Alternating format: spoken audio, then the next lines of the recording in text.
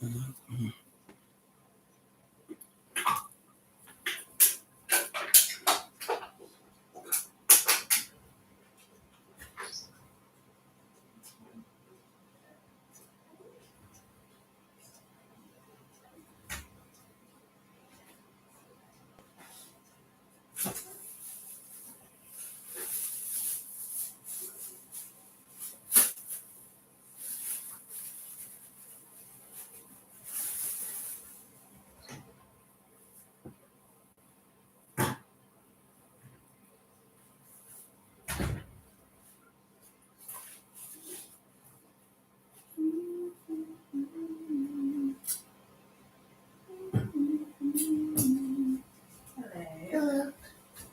You're running.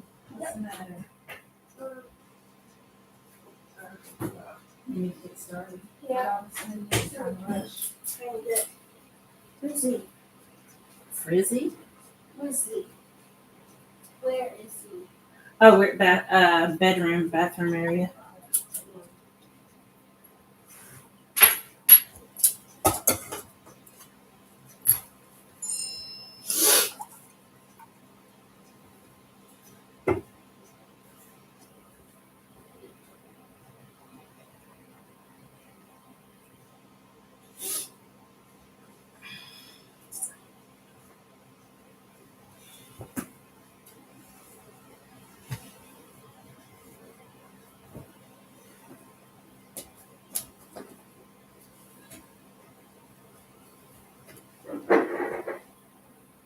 Why did you start sitting over here?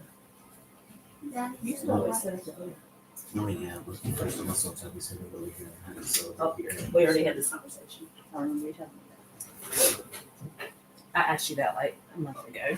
So You you're listen to everything I've said, just so you know. sir? This is on. Oh.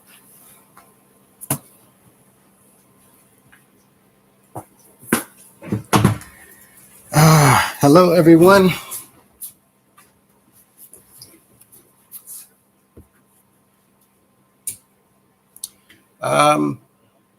We're picking up where we left off last week, and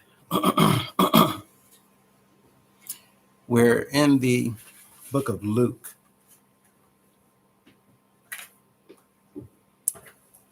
In the book of Luke, in the 23rd chapter of Luke,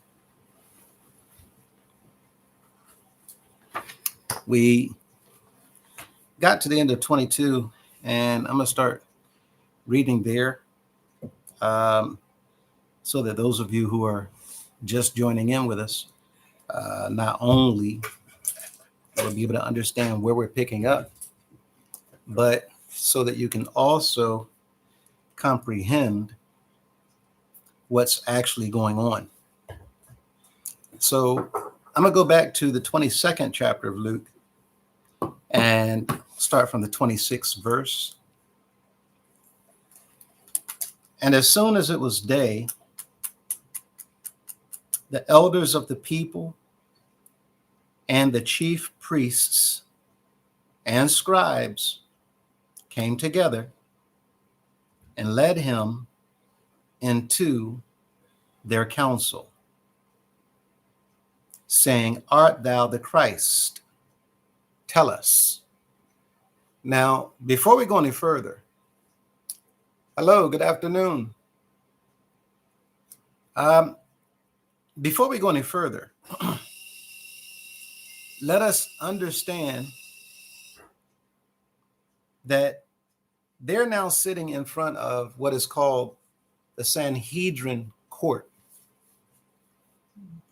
The Sanhedrin court is made up of the highest of the priests. And the Sanhedrin court are here pulling in this man that they know other people believe is the Messiah.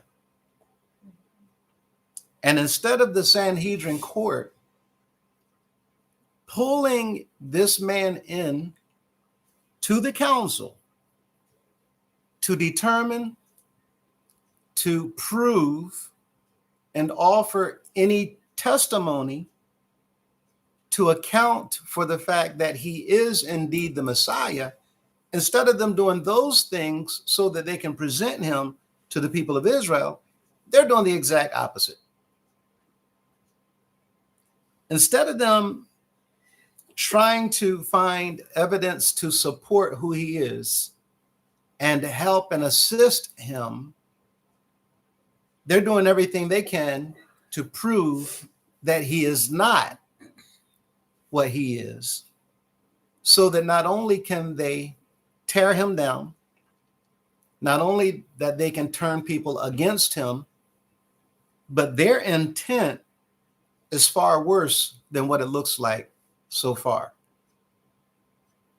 So they bring him in and simply ask, the 67th verse, art thou the Christ? Now this looks innocent, but this is more sinister than what it appears to be. He said unto them, if I tell you, you will not believe. And if I also ask you, you will not answer me, nor let me go. Hereafter shall the Son of Man sit on the right hand of the power of God. Then said they all, art thou then the Son of God? Again, he just got all of their ear, because they know the Sanhedrin court, which also has lawyers.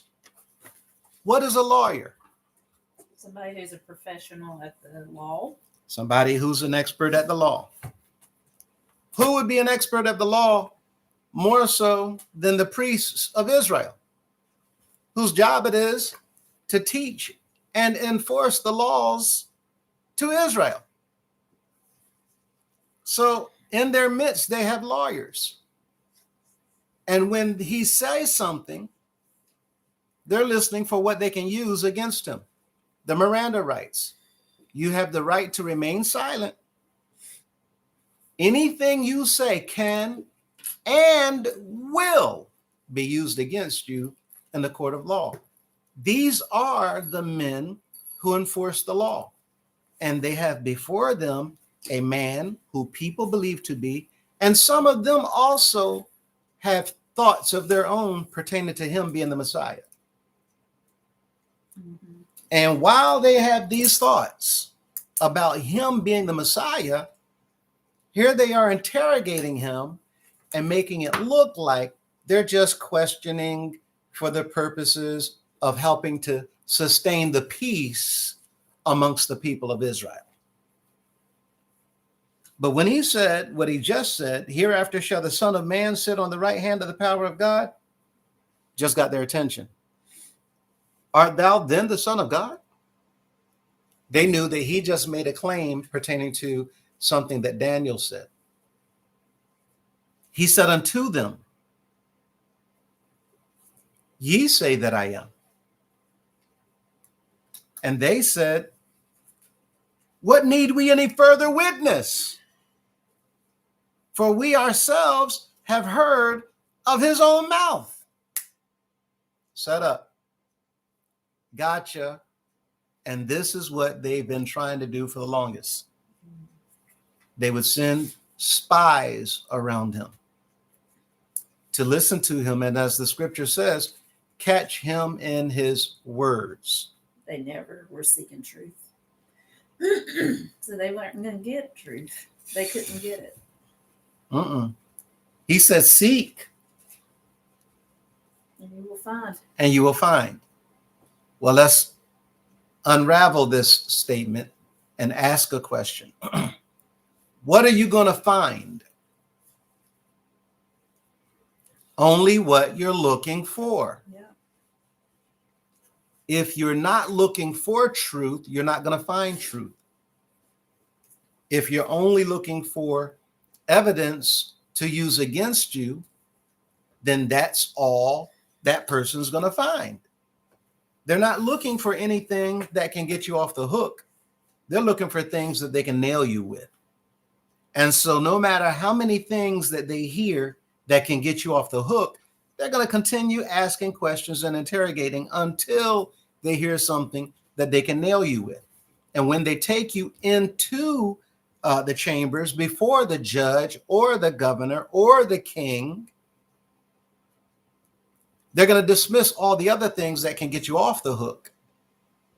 And they're going to only talk about the things that they can use to nail you with. Can I add just a little thing to that? Uh-huh. From my own experience, when you're also in a situation, in relationships with people, or even in a group, like people who are in a cult, Mm-hmm. until they actually want the truth, it's never going to come. While their heart is really hardened against the truth, Right. It cannot happen. Right. What she just said, most of us don't understand. I didn't understand it. When he said, seek and ye shall find, again, that applies to everything. For the disciples to seek, for the people to seek. There's only two kinds of people in the Father's eyes when it comes to the gospel. Please, everybody who's listening, remember this. If you don't remember nothing else, there's only two kinds of people in all the world in the eyes of the Creator when it comes to the gospel. Only two kinds. In fact, Revelations 21.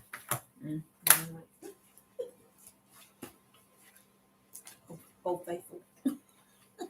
Right? And it lists different classes of people. But look at what it says here. In the 8th verse. Matter of fact, let's go back to 7. He that overcometh, Revelation 21:7. He that overcometh shall inherit all things. And I will be his God, and he shall be my son. Now, if we overcome, that means we can be children of the Creator. Spiritually. Naturally, we're already his children. How naturally? Because he created that which gives us life, our souls. Which is why in Ezekiel 18:4, he said, all souls are mine. So naturally speaking, we have a soul inside. He created it. He's our Father, which is what Jesus was implying. The Messiah, when he told the disciples, when you pray, pray this prayer, our Father, which art in heaven. That applies to everybody in that sense. Spiritually speaking, he said in John 8:41 through 44, year of your father, the devil. He wasn't speaking naturally. He was saying spiritually, because you disobey our Father and you obey the devil, he's your spiritual father. Here in Revelations 21:7, he that overcometh shall inherit all things. Well, who's going to overcome? Believers.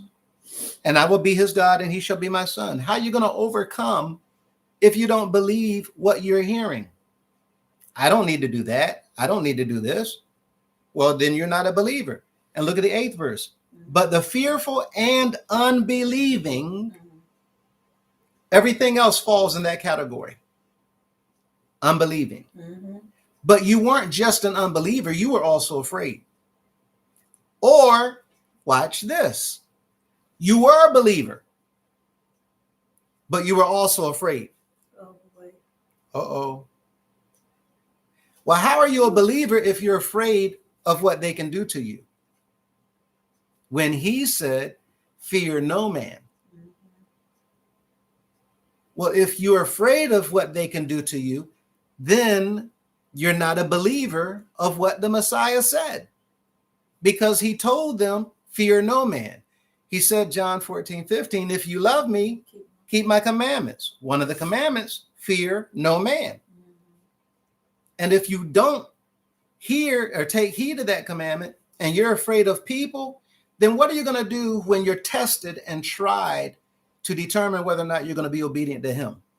When somebody holds something to your head and puts you to the test, Mhm. you will be the servant of the one that you fear Mhm. more. If you fear him more than anything else, you will be the servant of him. If you don't fear anything other than him, then you won't serve anything other than him. But if you fear people as well as him, then he now has competition, which is why the Messiah said, no man can serve Two masters. two masters. Either you will love the one and hate the other, or you will obey the one and despise the other. But you can't serve two. Here in the 8th verse, unbelieving is the one thing that a lot of people don't understand is going to keep them out of eternal life with the Father and the Son. I don't do wrong. I don't do this. I don't do that. But you're not a believer. You cannot make it. Let's go back to Luke 22nd chapter. At the end of that, he said unto them, ye say that I am. They said, what need we any further witness? For we ourselves have heard of his own mouth. Oh, you believe that, but you don't believe the other things I said. Why? Because they weren't looking for the other things he said. They were only looking for something that they can use to accuse him with. So that they grab hold of and cling to. But everything else he said, they dismiss that because they don't want to hear that. So now that they have something to accuse him with, the whole multitude of them arose and led him unto Pilate. 23:1. So why are the priests and the chief priests and the lawyers of the Sanhedrin court, the biggest men in all of Israel, the biggest men amongst the people of the Creator,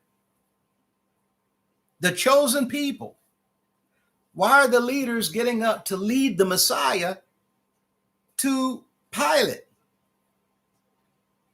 Because they're sick and tired of this man. Sick and tired. Look at the 18th chapter of John.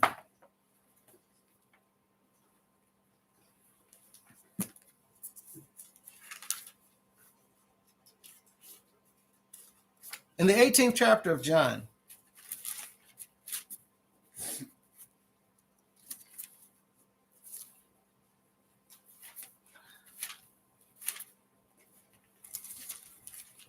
in the 18th chapter, look at the 12th verse. And then the band and the captain and officers of the Jews took Jesus and bound him, tied him, and led him away to Annas first, for he was father-in-law to Caiaphas, which was the high priest that same year. Now Caiaphas was he which gave counsel to the Jews that it was expedient that one man should what? Die for the people. Why is the high priest talking about this man dying?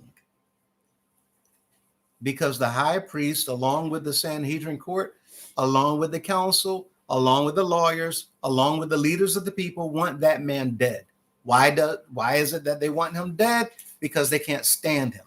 Why can't they stand him? Because he tells the truth. The truth is not always favored. Many people don't want to tell the truth. Many people don't want to hear the truth. He said, I tell you the truth. And the truth shall make you free. Free from what? Free from worry, free from fear, free from thinking about and concerned about people's thoughts. The Messiah didn't care about people's thoughts. The Messiah didn't care about none of those things. He cared about one thing, doing the will of his Father. And as a result, those who should have been doing the same thing could not stand him because that's what he did. So they have a problem with him because he's doing what they're supposed to do, but they're not doing it. How do we know that they're not doing it? Well, look at the 15th verse. And Simon Peter followed Jesus, and so did another disciple. That disciple was known unto the high priest, and went in with Jesus into the palace of the high priest. Who was this other disciple? Evidently, it was Judas. The other disciple was known unto the high priest. Well, who is that? It's going to be the one who set him up. Why is it that this disciple is going in boldly with the Messiah? Not being afraid, not being scared. He's known to the high priest. Was Peter afraid? Yeah. Yes. Is Peter scared? Yes. Yes. Why is he afraid? He don't want to die. He don't want to die. Obviously, the high priest is not bringing the Messiah in so they can sit down to have tea and crackers. He is in the view of the people in trouble. But here's one of the disciples who walks right on in with him because he's known to the high priest. Obviously, that's Judas. He went in with him. Where? Into the palace. Of who?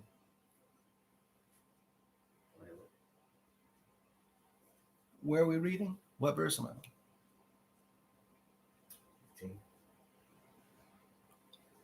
The palace of who?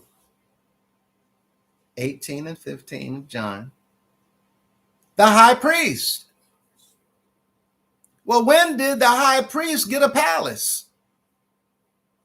And He this, shouldn't have one. he should not have one. The high priest should not have a palace. Inurement. Inurement. This is what we've been learning about, right? Still going on today. People who are sitting in positions telling you what thus saith the Most High, but they're taking the things that you're giving them, and instead of using it for what they're supposed to, they're taking the things that you're giving to the quote unquote temple, and they're using that stuff for their own personal luxurious lifestyle. The same way that the high priest and the other priests were doing it that day. And the high priest living in a palace. Look at the 18th chapter of Numbers. Yep, I don't think I remember this. In the 18th chapter of Numbers. Said, don't do that. Mm, Don't do Houston, that. We have a problem. We have a problem. And look at the 8th verse.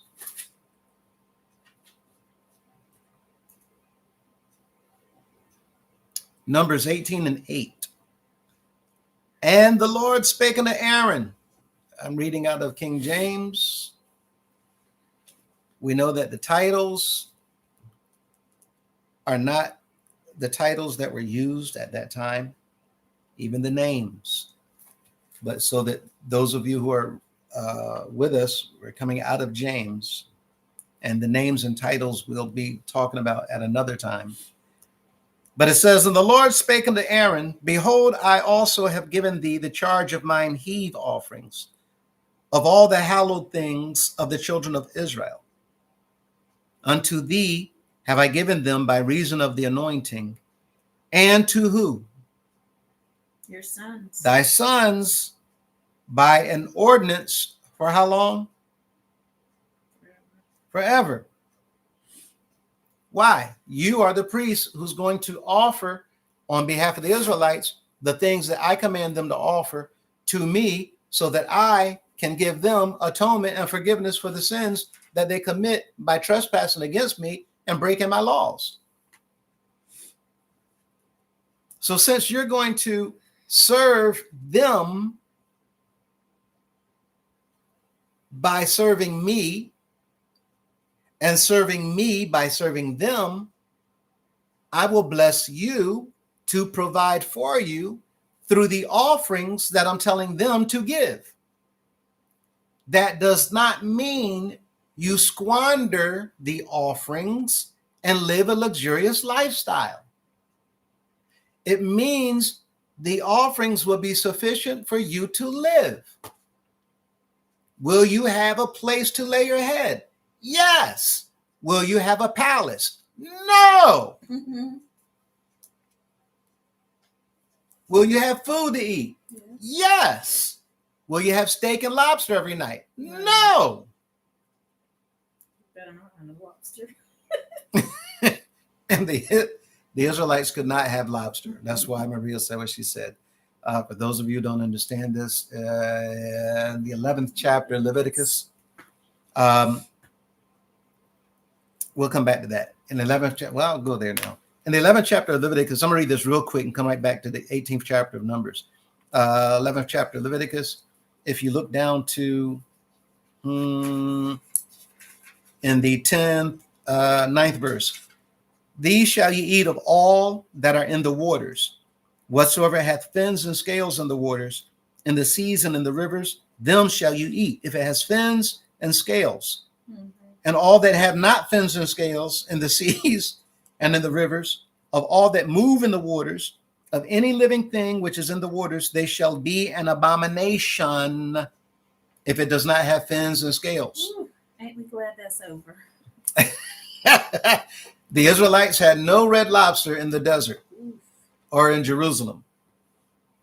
There was no Captain D's, right? They had seafood huts, but they were not eating clams and shrimps and lobsters.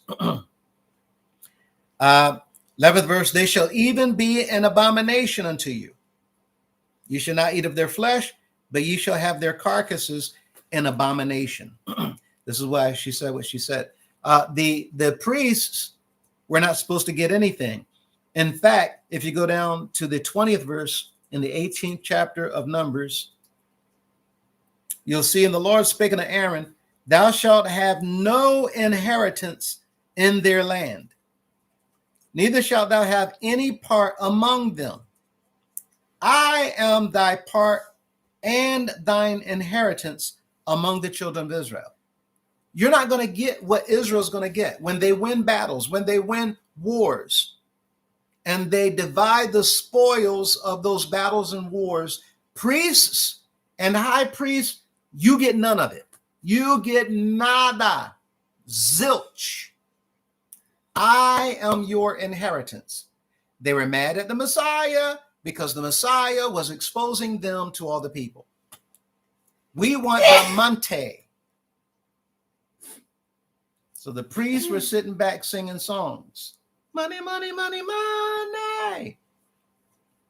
And then they sit in the back, dun, dun, dun, money. And they're collecting. So much that Caiaphas is in a palace. They're not even trying to hide it anymore. Generations have gone by and the priests are sitting back living like fat cats. And so the Messiah's coming and exposing this stuff. They want him dead. So they bring him into a council to interrogate him, to find something that they can use in order to go after him, to do everything that they need to do to take his life.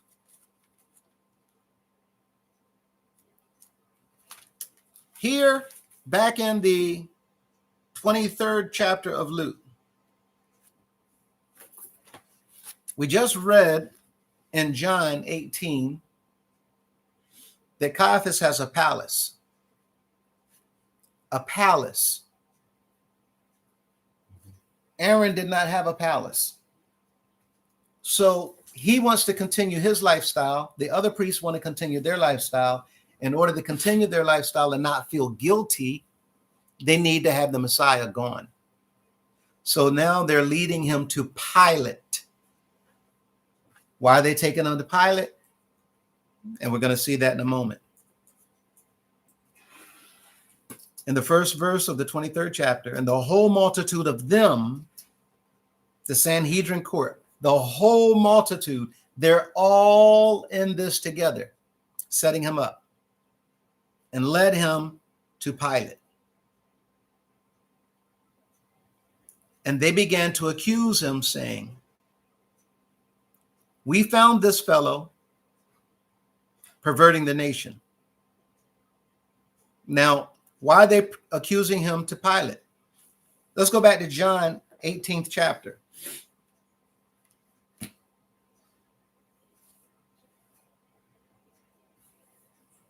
And look at the 28th verse. John 18:28. Then led they Jesus from Caiaphas unto the hall of judgment. The hall of judgment is where Pilate would judge cases brought before him. Here, they're taking him so that he can be heard, or they can be heard. Lest they should be defiled, they went not inside themselves, but that they might eat the Passover. This is simply saying that the Passover is coming up, and for them to walk inside the palace or the hall of judgment that belonged to a Roman, to touch it, they're defiled now. They're now unclean, and they cannot take part of the Passover because they were wandering inside of the territory of a Roman who's a Gentile. So now they have to go through the purification rites in order to be cleansed so that they can take part of the Passover. Instead of going through that, we're not going to go in there. Passover is coming up. So Pilate, 29th verse, then went out unto them and said, "What accusation bring ye against this man?" They answered and said unto him, "If he were not a malefactor, we would not have delivered him unto thee. We brought him because he's a criminal." Then said Pilate unto them, "Take ye him and judge him according to your law." What's going on here? They're seeking jurisdiction. And it's interesting that they didn't really answer the question. He asked what he did. Right. But they kind of scooted past that. Because they need to allow him to understand why they're bringing him to them. To him. Why are you bringing him to me is the question, in other words. What did he do? Well, he's a criminal. He broke the law. He immediately tells them, "Take him, judge him according to your law." Why are you bringing him to judge him according to a Roman? The Jews therefore said unto him, "It is not lawful for us to do" what?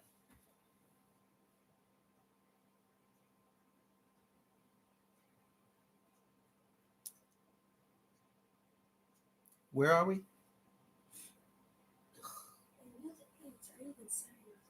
John 18 and 31.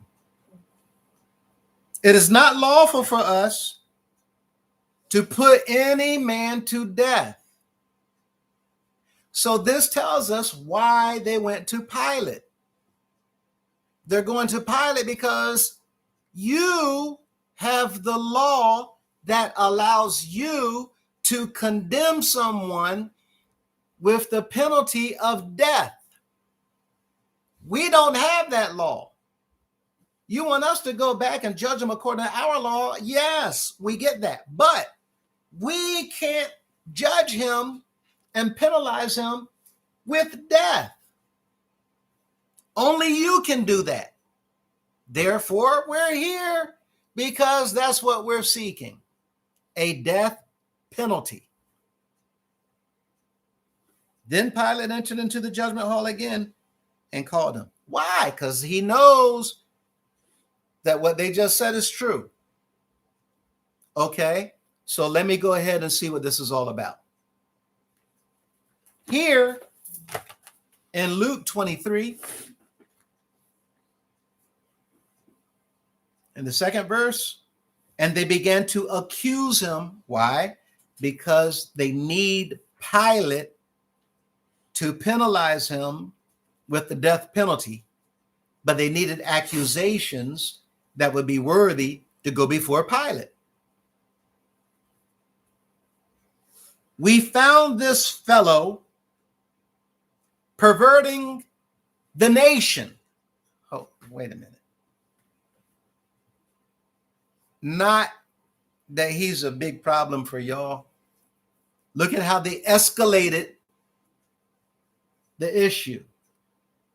Why would they escalate the issue from being a problem for us to all of a sudden he's perverting the whole nation? So it would be a bigger chance that Pilate would punish Jesus. So it would be a bigger chance that Pilate punished Jesus. It would be a greater chance that Pilate would punish him and give him a death penalty. Well, why would they need to talk about the nation? Because Pilate is not a city council member. Pilate is not a mayor. Right. He's not interested in local affairs. This man, he caused the problem how? Well, he got this neighborhood block caught up about what a neighborhood block. Really? You're bringing them to me for that? Take him to the one who's over the neighborhood block. No, he got the whole nation perverted. This is a problem. You use the word perverted. Pilate is a what? Politics? Governors do what? Govern. Govern. And if you govern, you need to know the law. And when you know the law, you're listening for certain words. They use the word pervert. He perverted the nation. Okay, so now that leads me to believe that this is a philosophical dispute. This is a religious dispute. And that would make sense because I see you all, the leaders of the Israelites, coming from the temple yard priests. So now let me go and talk to him and see what this issue is all about. We found this fellow perverting the nation, and they didn't stop there, but they said he's forbidding to give tribute to Caesar. Wait a minute. How did y'all go from you being the Son of God to all of a sudden you're telling this man that he's forbidden people to give tribute and pay taxes to Caesar? Are the priests being truthful? No. No, wait a minute, y'all priests. How y'all gonna come up here and start lying? The Sanhedrin. What, the priests are lying? Priests don't lie. These are men of the Most High. They don't lie. Are you sure they're telling a lie? Here they are lying. Now, look at exactly what it is that they said. Forbidding to give tribute to Caesar. And they don't stop there. But they continue by attaching what it was that they were interrogating him about. Do y'all see how they were escalating? They knew what they were doing. And if they can get him to say that he's king of the Jews, now they can take that and they can blow it up into something more than that. And this is them. Put it on the side over there. Put it over there.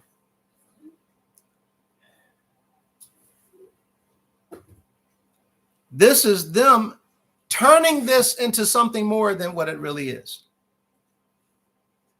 So they're escalating and they're telling Pilate, forbidding to give tribute to Caesar. In Pilate's mind, why would that catch Pilate's ear? Because Pilate's job is to make sure what happens in Israel. They pay tax. He said they weren't paying tribute to Caesar. So. Last time, loudly, please. I can't hear you. They can't hear you. What did you say? That he needs to make sure that everyone's in the city's paying tax. He needs to make sure of what? Everyone's paying taxes. Everybody's paying taxes. He's the governor who's put there by Caesar to make sure people pay taxes. The priests know what they're doing. They're telling him the one thing that's going to catch his ear. You had one job to make sure that everybody's here paying taxes, make sure that the peace here remains. Even though you know that we can't stand Rome, and even though we know that Rome can't stand us, the problem here is that Jerusalem is occupied by who? Rome. And since Rome is occupying Jerusalem, that means Jerusalem needs to do what? To continue to remain free and at liberty. Pay taxes? They got to pay taxes.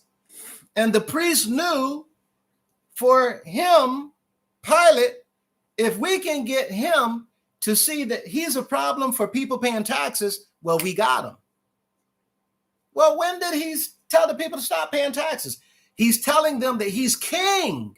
Well, what does that have to do with taxes? Because if the people see him as a king, well, what do kings do? Collect taxes. Collect taxes. So when you see in the first book of Samuel, look at the 8th chapter, the first book of Samuel.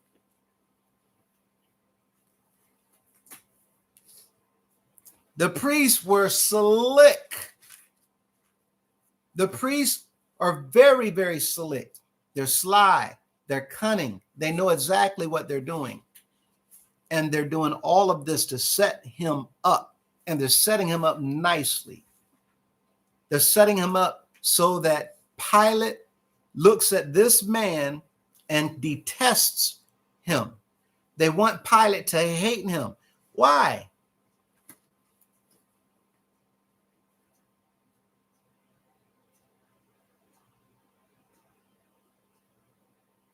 They want Pilate to hate him.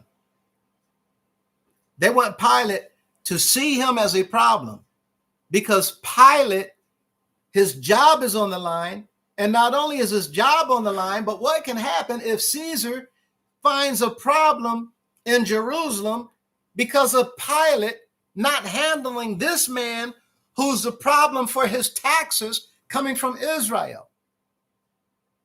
So they're trying to set him up to make it look like you're going to be a problem for me. You're going to cause a problem for me. What did I ever do to you? And I'm the governor, and you out here all willy-nilly behind closed doors trying to cause problems for me. That's what they wanted Pilate to look at him as, a problem. Pilate takes him, goes into the back, outside of their presence now, because Pilate is not an idiot. You don't become the governor appointed by the Caesar of Rome by being an idiot. The priests are standing there, and this is what they understand. 1 Samuel, 8th chapter. If you go down to the 5th verse, 4th verse, then all the elders of Israel gathered themselves together and came to Samuel unto Ramah and said unto him, Behold, thou art old, and thy sons walk not in thy ways. Now make us a king to judge us like all the nations. First of all, if this man is going around telling people that he's the king of the Jews, well, now we have a problem. Because Pilate only knows of one king in Israel. And who is that? Caesar. One king in Israel, Oh, I'm sorry. right? What's his name? Saul. One king in Israel, Pilate. Wait, where are you Pilate only knows of one king in of Israel, Herod. Herod, at? right? So who's this guy running around telling people that he's the king of Israel? Already he's beginning to see, okay, I understand why the priest brought you to me. But the priests, they had to set this whole thing up.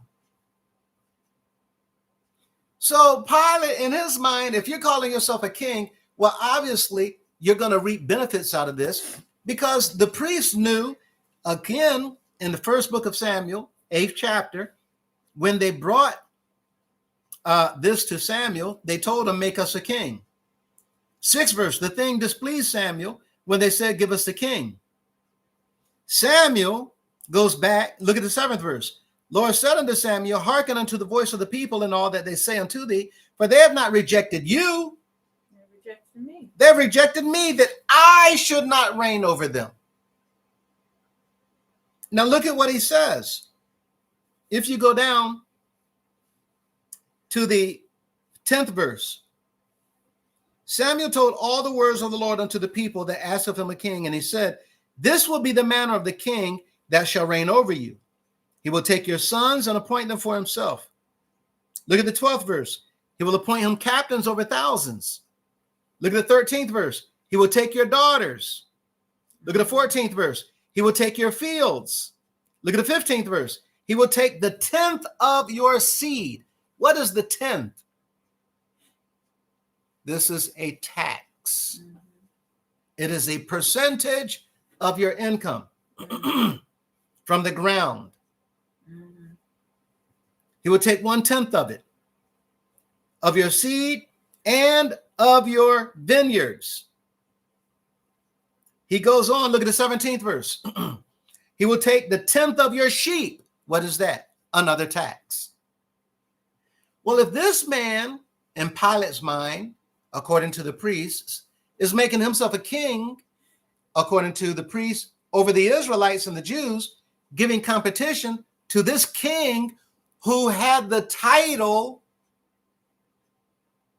of being a what of Caesar? King Herod Was a tetrarch. was a tetrarch.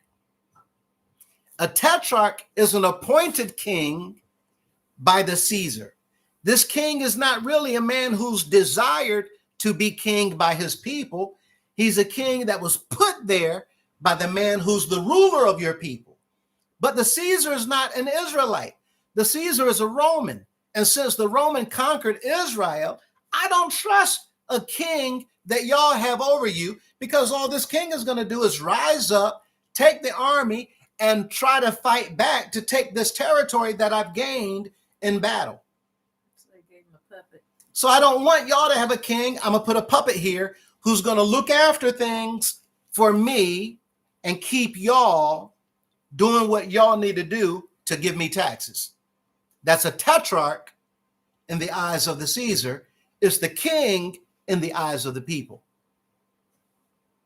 So when the king of Babylon came to Israel, he took the king that they had and he appointed another king over them. I'll let y'all stay here without going into captivity as long as y'all act right. Keep on serving cans of act right, then you ain't going to have no problem out of me. Pilate understood that Herod is the tetrarch of Rome, placed here by Caesar. If you are calling yourself a king, that means, according to the priest, I really do have a problem on my hands. And according to the priest right now, it looks like their plan is working. Pilate now takes him to the back. Pilate is now questioning him. Why? Because I don't need a problem with anybody running around here trying to make themselves a king. Now, the Israelites knew that that was not the case. Look at the book of look at John, the 6th chapter of John.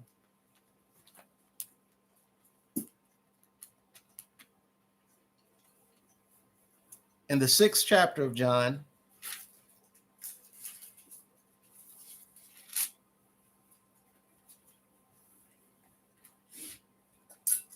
look at the 14th verse.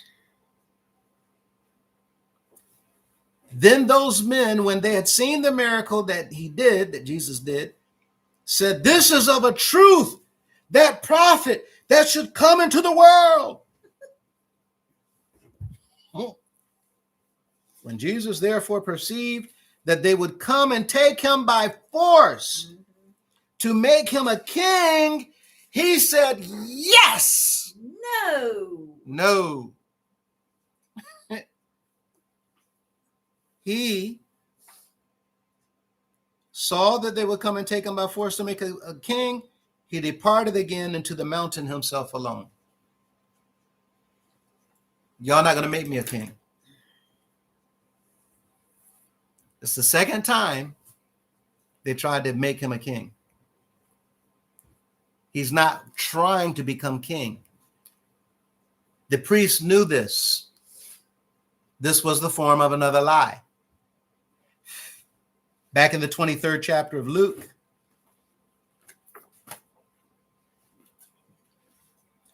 when they said, forbidding to give him tribute, saying that he himself is Christ, saying that he himself is Christ, a king. That word Christ, remember, we talked about that word Christ. They didn't say he comes claiming to be Christ. Do we see the difference? They didn't say he claims to be Christ. They didn't say he claims to be the Christ. This is more confirmation of the things that we've been saying before. When it comes to Christ, Christ means more than most people think it means. Like in First Peter, it uses it in two different ways in like one sentence. Right. One scripture. First Peter, the first chapter of the first epistle of Peter, in the 10th and 11th verses, talks about this word. And it uses this word in two different contexts.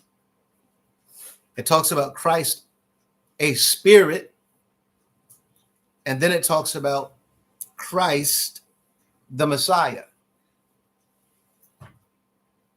Now, Christ, the Spirit, is different from Christ, the Messiah. What's the problem? What's the problem?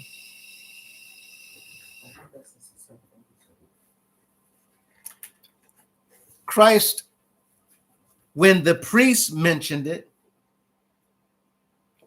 They meant Messiah, the anointed one. they meant Messiah, the anointed one. How do we know that? Because look at what they said. Forbidding to give tribute to Caesar, saying that he himself is Christ, a king. Not Christ, the anointed one. Christ, a king, meaning that the Israelites had more than one Christ. We understand this when you see, look at the 23rd chapter of Jeremiah. Oh, Jeremy.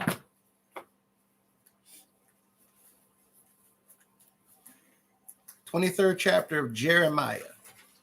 It's a popular chapter. Have a seat.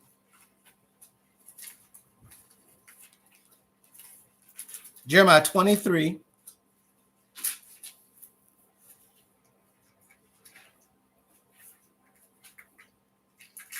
Look at the 4th verse. And I will set up shepherds over them, which shall feed them. Was King Saul a shepherd?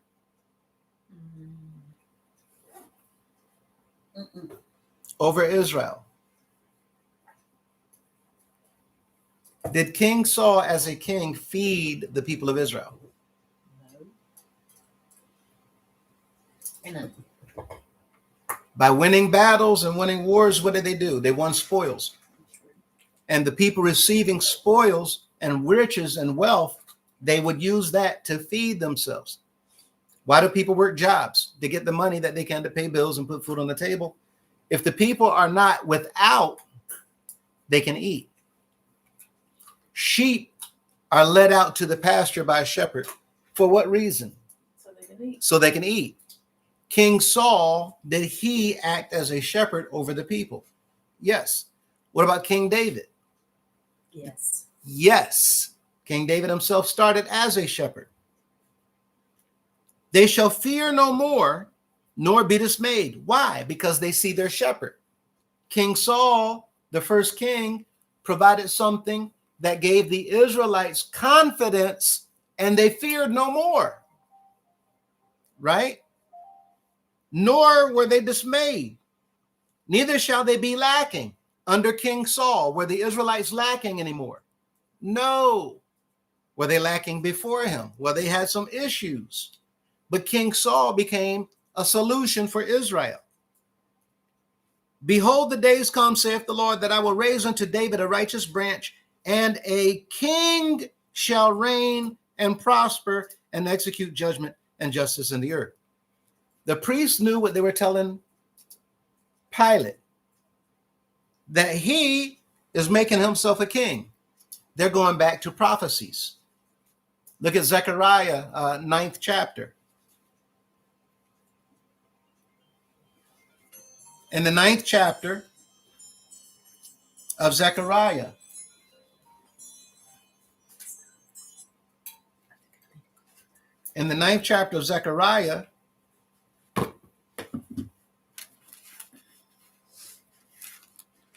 look at the 9th verse. Rejoice greatly, O daughter of Zion.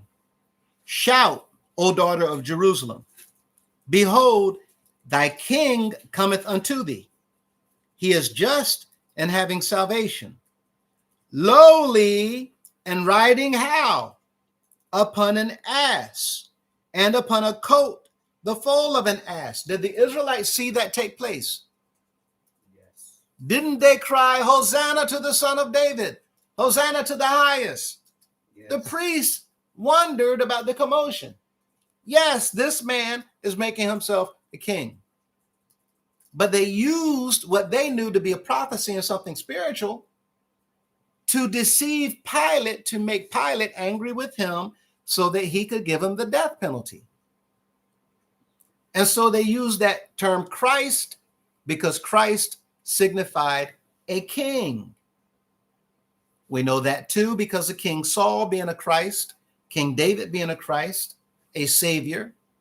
And in Nehemiah 9:27, we've read this before, that the Lord gave the people of Israel saviors to save them out of the hands of their enemies. The Messiah would become another savior. But they were looking for him to be a king, because the king would ride out into battle as the captain of their people, as he led their armies to defeat the enemies and deliver Israel from fear of oppression or rulership.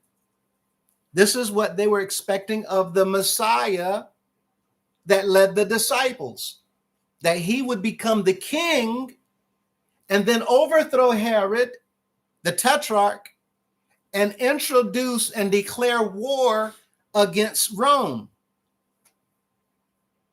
Which is why they stood there saying, Hosanna to the highest, because the king is coming to free Jerusalem and Israel from Roman rule. But that didn't happen. So the priests are stirring up all these things while he had just made his triumphant entry into Jerusalem on the back of the donkey that we just read in the 9th chapter of Zechariah. And now a few days have passed since that day, just a few. We're at the 4th day, going in the 5th day, where the time of the Passover is coming up.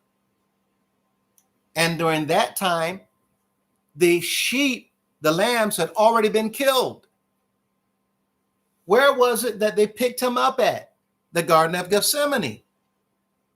Where was he before he went to the Garden of Gethsemane? In the upper room. What did he do in the upper room? The upper chamber where they had the Lord's Supper. What was the Lord's Supper, the Last Supper? That was the Passover meal. So if you look at the timeline, we see the Messiah is right on schedule, being interrogated to be set up by the priests, the leaders of the people, to sacrifice who the Messiah referred to himself as the what of God? Son.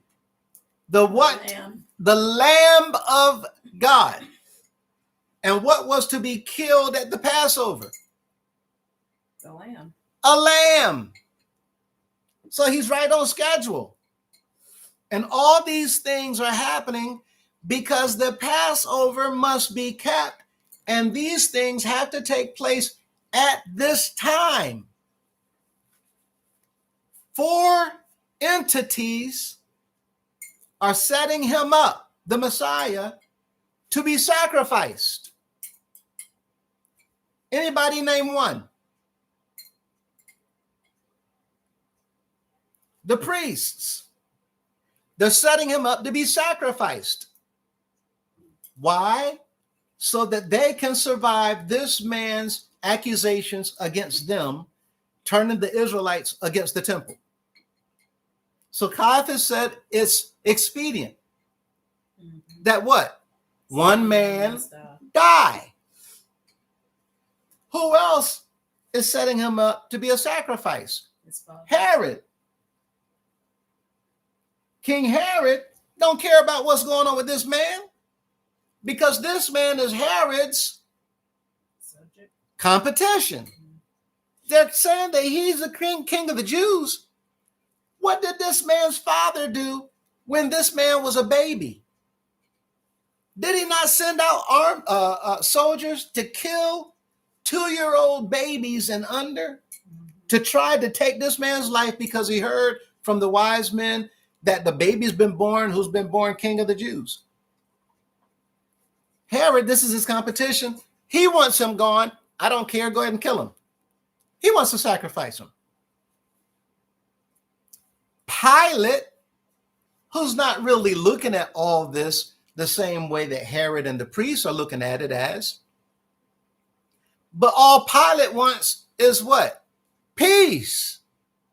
He wants to do what he can to keep chaos and confusion down. So the one thing that Pilate understands that he needs to do is whatever is necessary to keep these people from raising a ruckus and causing problems for me with the Caesar of Rome. And if that means beat you so that these people can be happy, guess what we're going to do? Do it.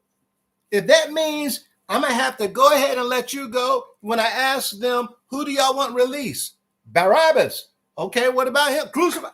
If that's the case, to keep these people happy and keep my job and keep my self in the clear from the Caesar, that's what I'm going to do. Another one sacrificing him, the innocent one.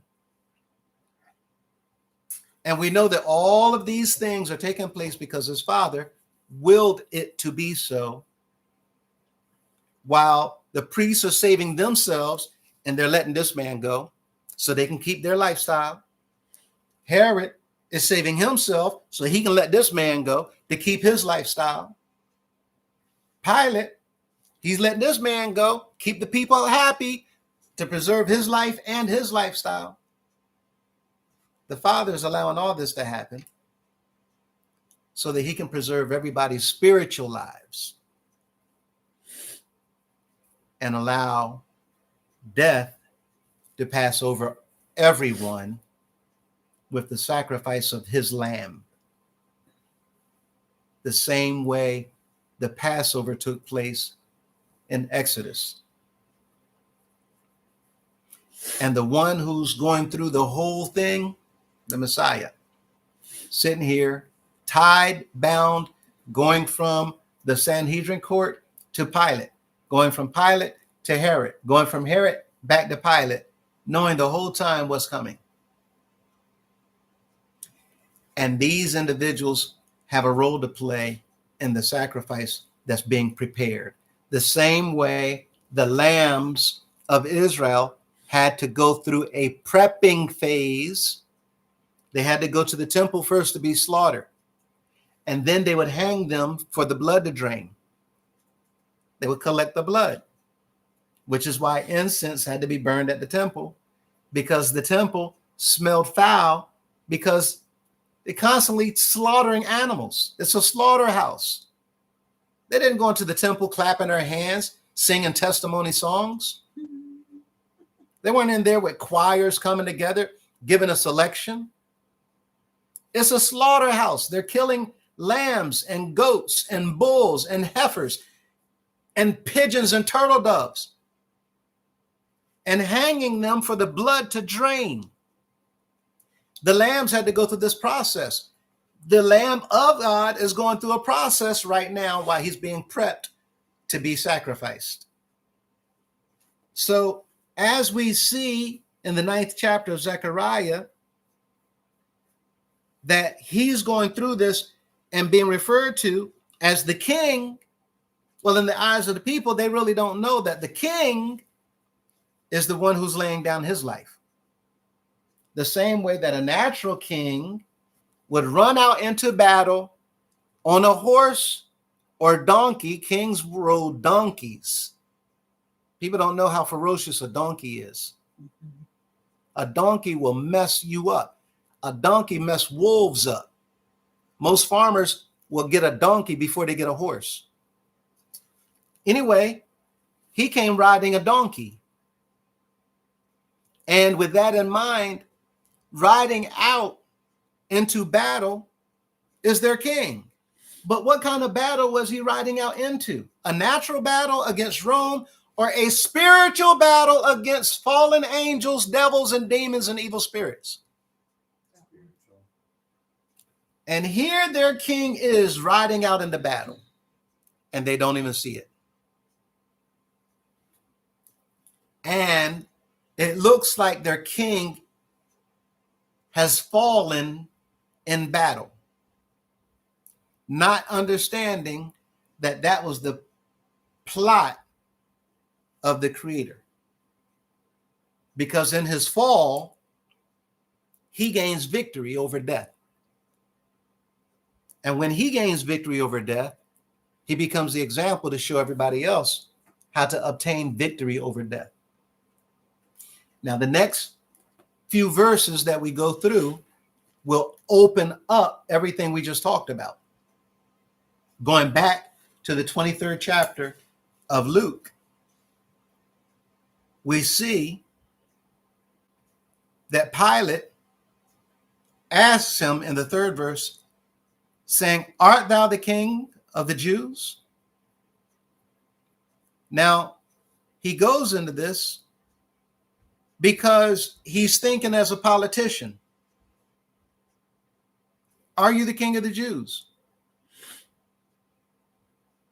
And he answered him and said, "Thou sayest it."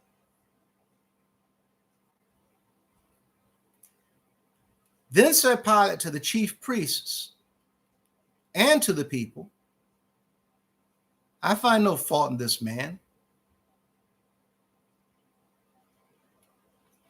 Look at the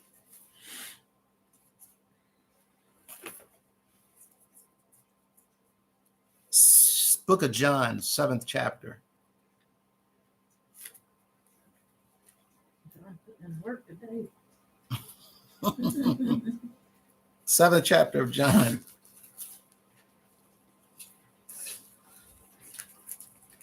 In the 7th chapter, look at the 51st verse. This is going to tell us something about Pilate. Most Romans were looked upon as being ruthless, brutal, uncaring. Pilate was doing a lot of things that seems uncommon. John 7:51, doth our law judge any man before it hear him and know what he doeth? Doth our law judge any man? Is anybody judged before they're heard or after? After they're heard. After.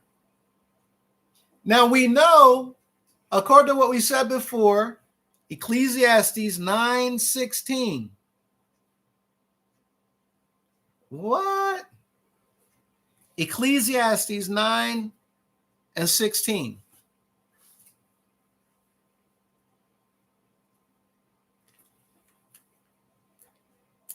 Ecclesiastes 9:16.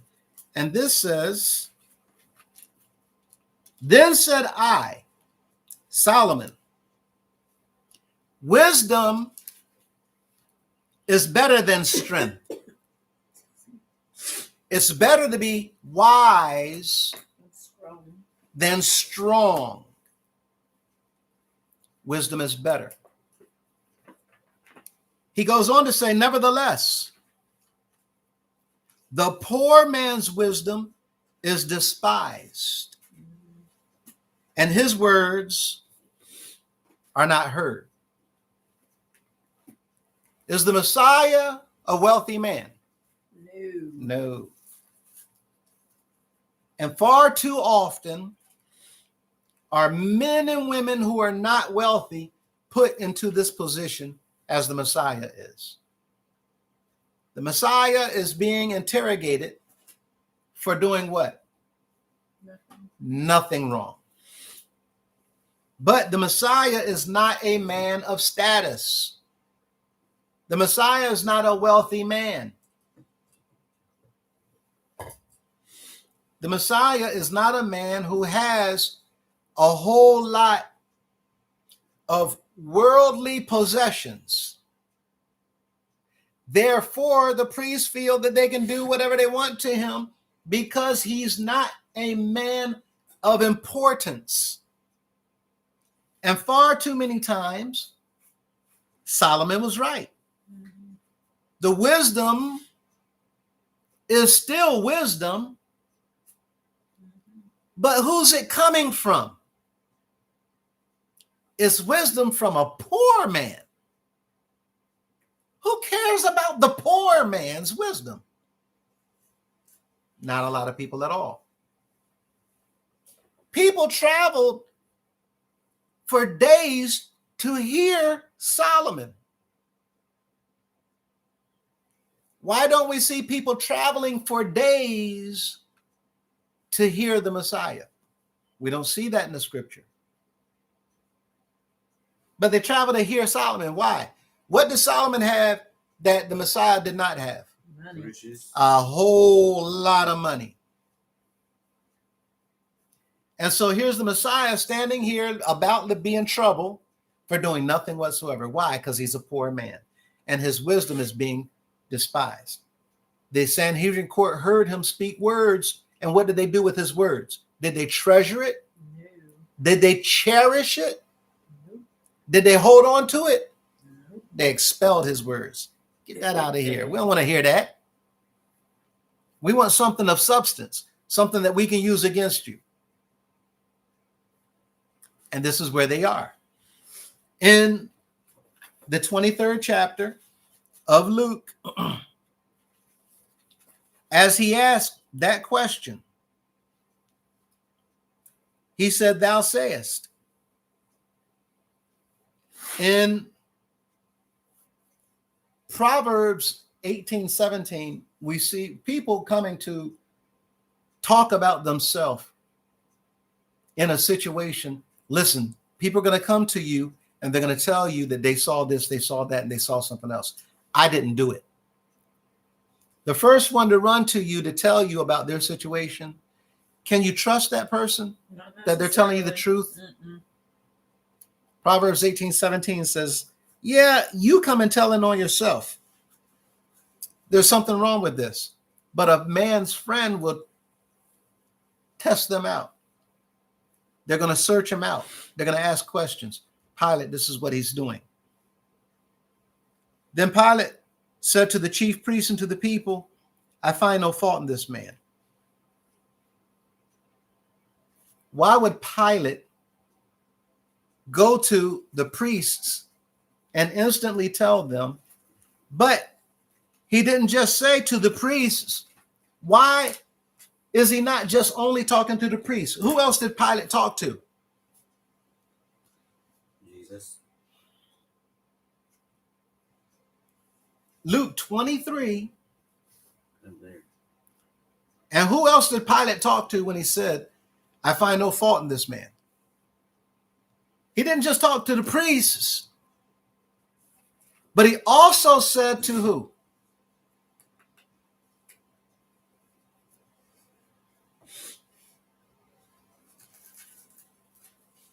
People. Excuse me, Tabby. Where are we at?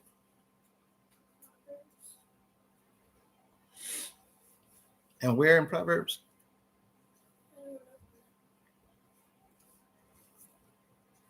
He said to the people as well as to the priests. Look at Proverbs 29th chapter. Go there now. 29th chapter of Proverbs. And look at the first verse.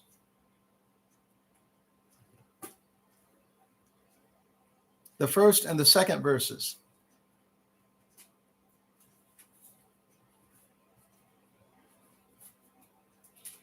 Pilate is a man, obviously, who is considered accomplished. If he's in a position to govern people, then he has to at least himself have some kind of wisdom, knowledge, and understanding.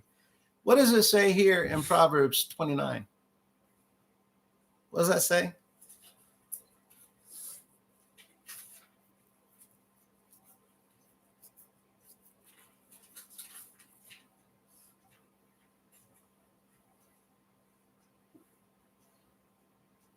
Read out loud.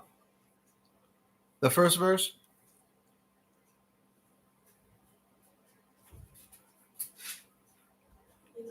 Proverbs 29:1. What does it say? He that being often reproved. Excuse me, louder, please. He that being often reproved hardeneth his neck, so shall suddenly be destroyed, and that without remedy. Second verse. When the righteous are in authority, the people rejoice. Proverbs tells us Pilate understood that people want to hear something about somebody that's been brought before you in judgment being good if you're going to let them go. What does that say again in the second verse? When the righteous men are When the righteous, are in authority, are in authority. When the righteous are in authority. What else? the people rejoice. The people rejoice. Are the priests looking like they're righteous? Yes. They look like they're righteous. But when Pilate comes out with him, what does Pilate let the people know, as well as the priests? That he found no fault. That he found no fault in him. Now, who are the people going to hear and believe? Pilate or the priests? The priests. Who has more authority? Pilate. Pilate. Who's bigger in the eyes of the people? Pilate. All of the priests of the Sanhedrin, all these different men that make up this council, all these men, and Pilate is how many men? One. His word is over all of the men who lead Israel. He comes out and says, I find no fault in this man. Not just to the priests, but also to the people. They said he making himself a king. He tells the people this because, what does it say again? Proverbs 29:2. When the righteous are in authority. When the righteous are in authority, The people rejoice. the people rejoice. When you have a king that is a dictator, when you have a king that don't care about the people, when you have a king who's taken from people and living off of what the people are giving, but yet they don't provide for the people, they're not fighting for the people's safety, they're not doing anything for the people to benefit, they're only setting the people up, they're only taking from and using anything that they can for themselves, forget about the people. Are the people going to like this man?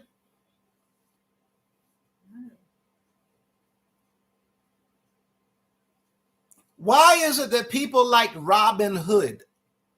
Because he always helped them. He always helped the people. Robin Hood of Helmsley in Sherwood Forest, even though he was a thief, Bonnie and Clyde, even though they were robbing banks, what did the people do whenever they were in hiding and the authorities were after them? The people, They didn't rat him out. they didn't rat them out. The people hid them. Why? Because they're helping the people. When the Righteous are in authority. righteous are in authority, The people rejoice. the people rejoice. When the righteous are in authority. What happened with King Saul after a while? He became greedy. He became envious. He became jealous. Those three things made him suspicious of other people around him. And as he's suspicious, he don't trust no more people around him. What does a king do who don't trust people around him? Suspecting everything, he becomes a problem for everybody around him. A lot of them will kill people. And they start killing people. What was he trying to do to David? Kill them. David, who was the most favored person in all of Israel under King Saul when it came to the battles that they were fighting? David. And now King Saul trying to kill the most favored person of all of Israel? He got jealous. Something's wrong. jealousy, envy. What's going on with the priests in the temple and the Messiah? They're envious. Envious. When the people are obviously liking this man, something wrong, because now you're trying to kill him. When the people are obviously liking this man, something wrong, Saul, because you're trying to kill him. Pilate saw something is wrong here. Things not adding up. So if things are not adding up and you trying to get me to take his life, well, let me see how this is going to play out. I'm going to go and tell the people as well as them that I don't find no fault in this man. When the righteous are in authority, The people rejoice. people rejoice. How are the people going to accept this? Let me see. I'm going to watch this for myself. Pilate is testing the waters as he comes forward with this information. Look at the next verse. 5th verse. And they were the more fierce, saying, he stirreth up the people, teaching throughout all Jewry, beginning from Galilee to this place. Wait a minute now. Y'all trying to now how y'all gonna escalate now to all of Jewry? This man is a problem. I don't find no fault in him, but now you're claiming all of Jewry. All of Jewry. Which is Judah. Beginning, all of Jewry is anybody walking within the teachings of the Israelites. Why is that a problem for Pilate? Because Pilate is there to keep and instill what? Peace. Peace. And he's teaching all of Jewry. Why do they use that term? Because now you're making it a religious battle. You're making it about people who believe in the creator that they serve. And if you're now steering this up in Pilate's eyes, what is the most sensitive subject in all of Jerusalem when it comes to the government of Israel? What's the most Religion. Their religion. You want to get Pilate to talk about the religion amongst the Israelites. In all Jewry, this man is a problem. Pilate, these people. So with this in mind, it's now 5:40 or 4:40, going on 5 o'clock. We're going to come back at 6 o'clock for a fellowship. And we haven't been getting enough time in between. Well, let me continue with this 5th verse and we'll cut it off here and we'll pick up next week. But in the 5th verse, they were the more fierce. Why are they the more fierce? Because Pilate just made them look bad. This is bad. In front of the people, the governor just came out and said in front of the people, he finds no fault in him. Now, what are we going to do? We're going to just take this? Nah. We got to retort. We got to come back. And we got to make it look like, no, there really is a problem. And you just said this in front of all the people, since you brought this out, Pilate, and you throwing it out here in the street like this, then we're going to deal with it in the street. And when they came back more fierce, wait a minute, what are you talking about? Hold up. Pilate, he stirreth up the people, teaching throughout all Jewry, beginning from Galilee to this place. Why would they talk about Galilee? Because they understood that Pilate understood geographical locations. They understood Pilate understood history. They understood Pilate would have been connecting the dots. That this man, wait a minute, did you say Galilee? See, the priests are some sly, nasty, low down, slick, cunning, smart, intelligent men who's doing everything they can to nail him. To nail him. And if they get him, then that stake that he's going to be planted on does not become a tool of justice. It becomes a stake of sacrifice.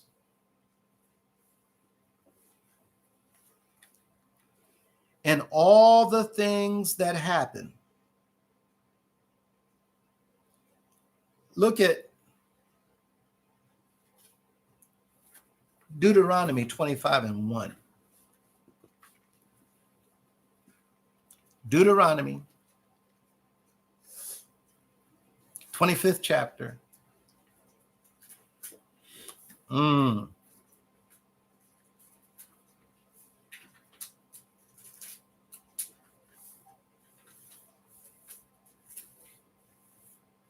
Deuteronomy 25:1. If there be a controversy between men, and they come unto judgment, that the judges may judge them, then they shall justify the righteous and condemn the wicked. Now, the priests are putting themselves in a precarious situation. Why? Look at the next verse. Tabby, read the next verse for me.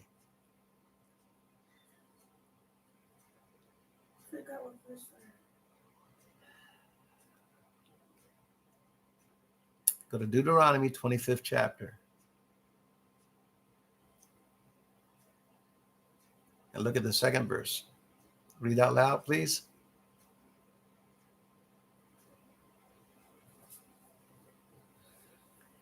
They're now putting themselves in a situation.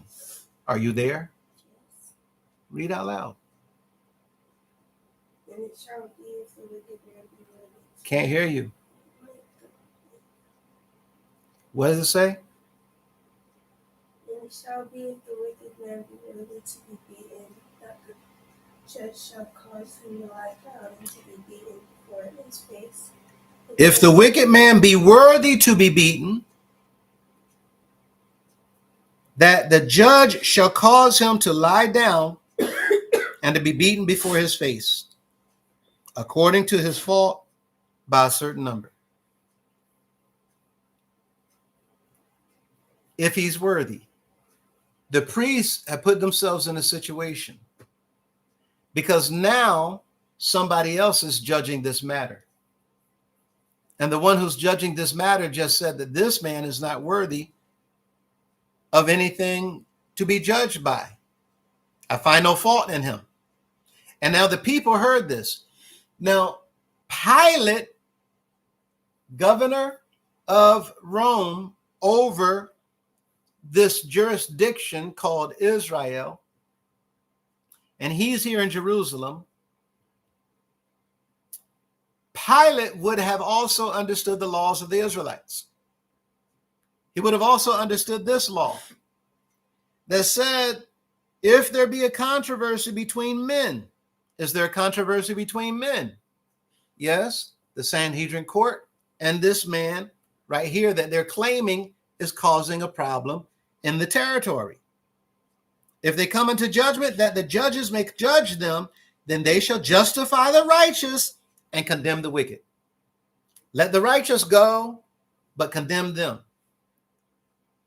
I find no fault in him. Now, was it look like? It looks like the priests have a problem, because if he's finding no fault in them and yet they're seeking the death penalty, does it look like that the priests might have a bigger problem on their hands? Absolutely. So all this in mind, they really need to put on a show in front of the people. And this is explaining why now in the 5th verse, they had to be more fierce. And now they claim stirring up the people, teaching throughout all Jewry, beginning from Galilee to this place. Here in the book of Amos and the book of Amos and the 4th chapter,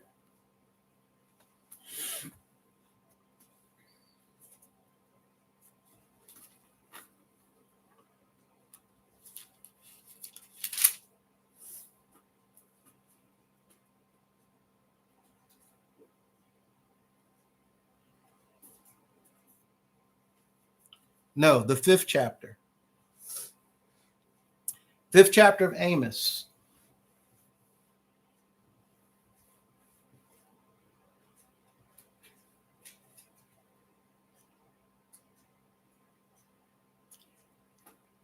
And look at the 9th verse.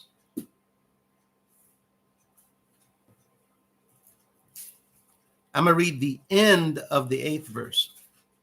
The Lord is his name, that strengtheneth the spoiled against the strong, so that the spoiled shall come against the fortress.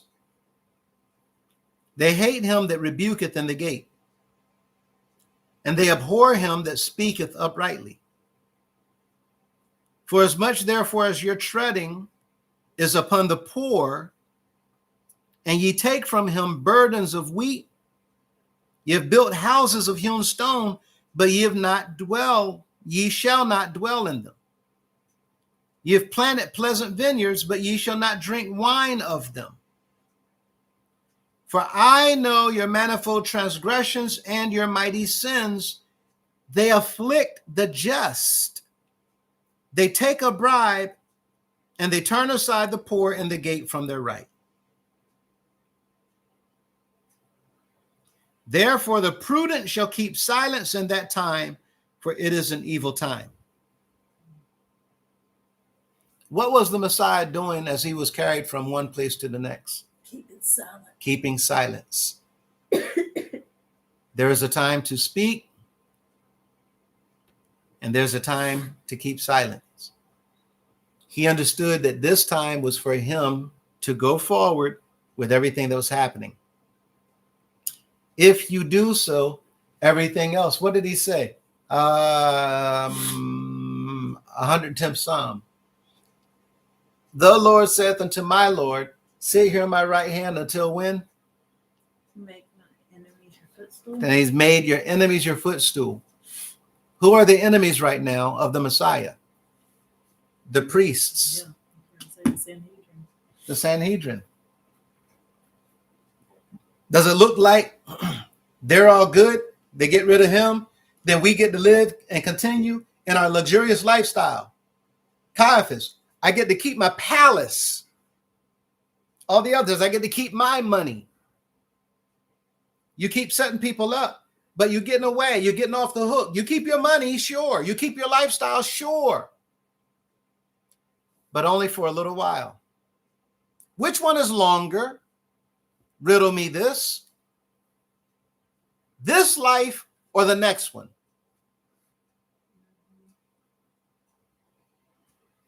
Which life should we be more concerned about? The one that has shorter life or the one that has longer? Many people are so caught up in this life that they forget about the next life being everlasting. No end. And in this life, we cannot take a U-Haul and load it up with our stuff and take it with us. Not that it would help if we could. Not that it would help. So here, the priests who are supposed to be the teachers of the law, letting the people know how to walk before the Creator, are the ones setting up the innocent and the just to be condemned to death, because they're so caught up in the desire to have their money. When the Creator said, y'all not going to get an inheritance in the first place. So right now, they're messing up all over the place. And with that said, we'll come back Can I? to the 23rd chapter. Can Yes, I, ma'am. just to your point that you were talking about, like the taxes and things, Mhm. in the NASB version, on Amos chapter 5 verse 11, it says, "Therefore, because you impose heavy rent on the poor and take a tribute of grain from them, though you have built houses of cut stone, yet you will not live in them. You have planted beautiful vineyards, yet you will not drink their wine." But they say tribute of grain. Right.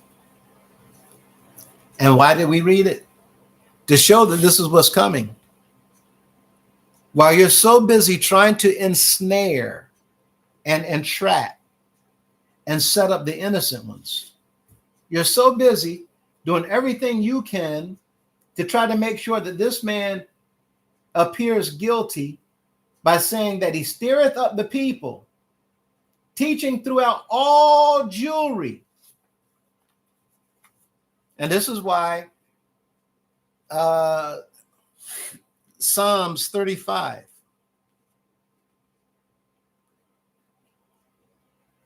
"35th Psalm.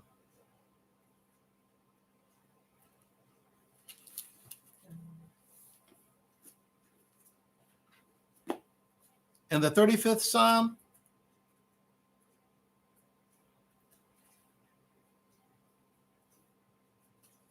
and look at the 9th verse. Matter of fact, I'm going to jump to 7 and then jump to 9.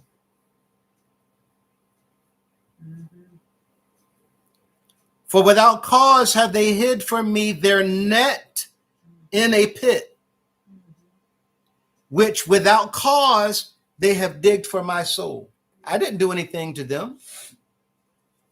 I did nothing to them. And who saw that the Messiah didn't do anything to the priests to harm them? Everybody. I did nothing to you. Without cause, you're doing what you can to set me up.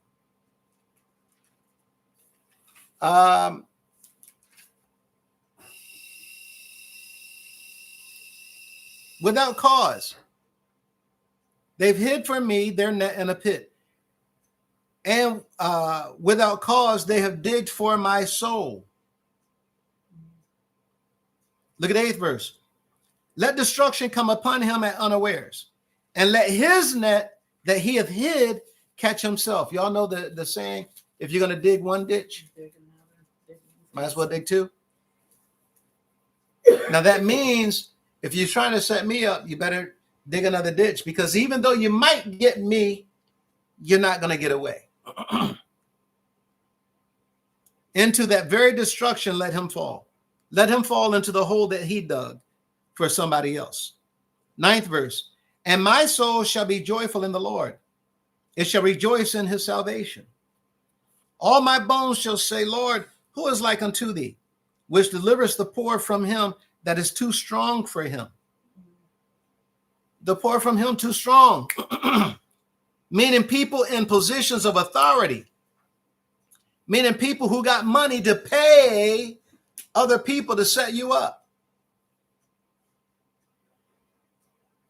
They have money to do all kinds of things. "The poor and the needy from him that spoileth him. False witnesses did rise up. They laid to my charge things that I knew not." I don't know what you're talking about.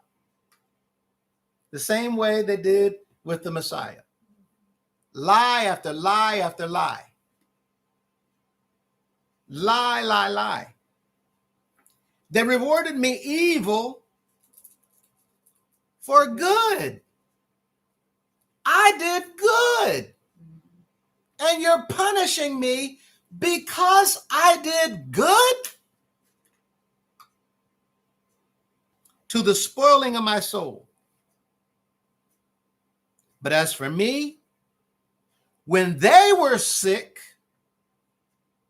my clothing was sackcloth. I humbled my soul with fasting, and my prayer returned into mine own bosom. I behaved myself as though he had been my friend or brother. I was there for him. I was there for them. I took care of you. I helped when I could. When you didn't have, I was there. I bowed down heavily as one that mourneth for his mother. But in mine adversity, they rejoiced. What did I do to deserve this? There's a saying, with friends like those, Who needs enemies? who needs enemies? They gathered themselves together. Yeah, the abjects gathered themselves together against me, and I knew it not. They did tear me and cease not. With hypocritical mockers and feasts, they lashed upon me with their teeth.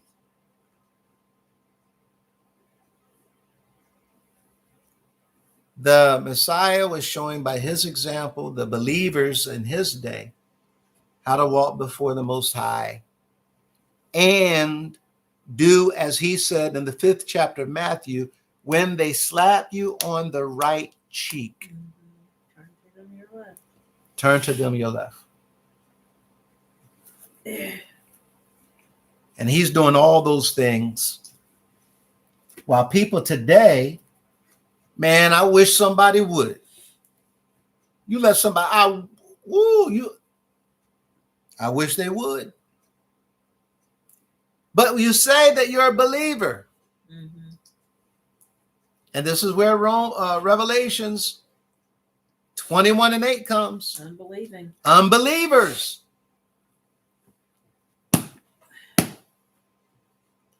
Are there any questions, any comments, anything in addition that anybody would like to add?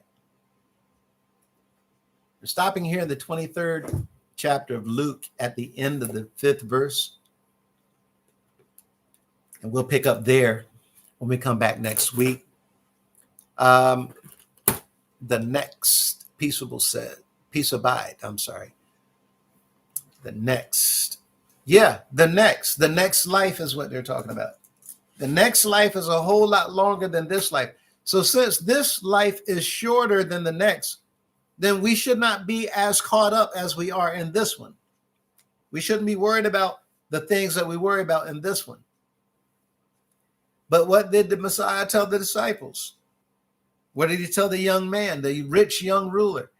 If you sell everything you have and take that money and give to the poor and then come and follow me, if you do those things, you will have treasure in heaven.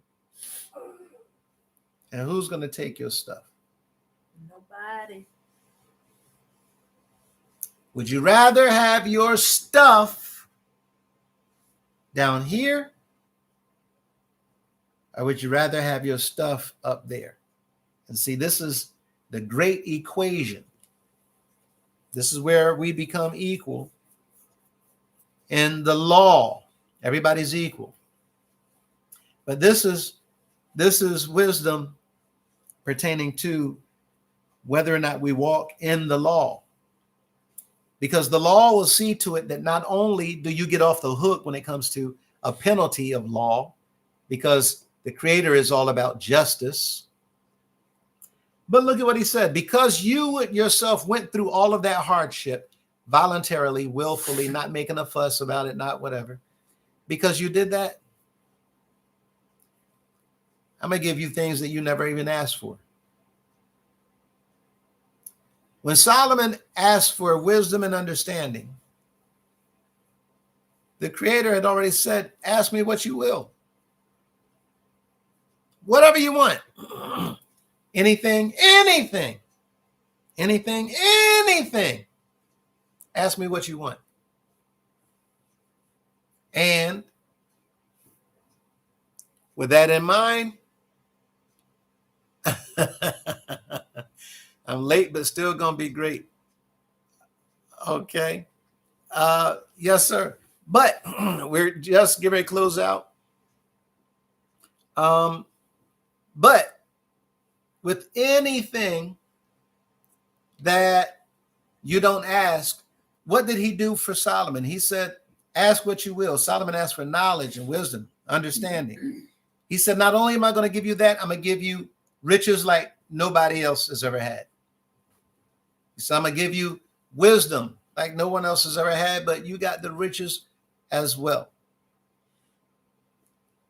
When we not so caught up in this world, but like that rich young ruler, had you actually taken all those things and got rid of it and take that stuff and give to the poor, showing that you're not attached to that.